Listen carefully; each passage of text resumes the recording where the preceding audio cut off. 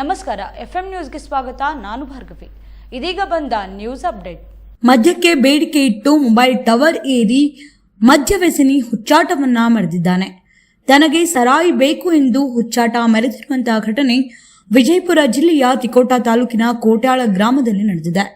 ಶ್ರೀಶೈಲ್ ಎಂಬ ಮದ್ಯ ವ್ಯಸನಿ ಟವರ್ ಹತ್ತಿ ಹುಚ್ಚಾಟವನ್ನ ಮೆರೆದಿದ್ದಾನೆ. ಈತ ಕಳೆದ 2 ವರ್ಷದಲ್ಲಿ 2 ಬಾರಿ ಟವರ್ ಹತ್ತಿ ಹುಚ್ಚಾಟ ಮಾಡಿದ್ದಾನೆ.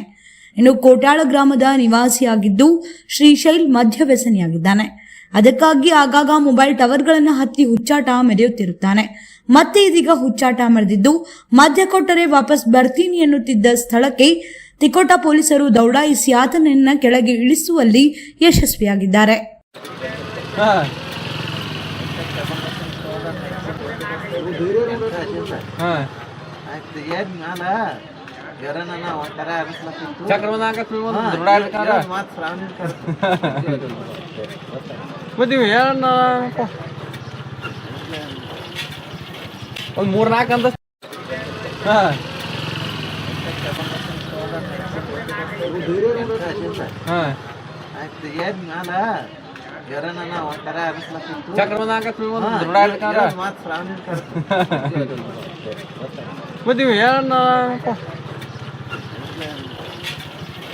ಒಂದು 3-4 ಅಂತ ಗುಣಮಟ್ಟದ ಶಿಕ್ಷಣದ ಹೆಸರು ಡೈಮಂಡ್ ಗ್ರೂಪ್ ಆಫ್ ಇನ್ಸ್ಟಿಟ್ಯೂಷನ್. ಒಂದು ಹೆಸರು, ಅನೇಕ ಅವಕಾಶಗಳು.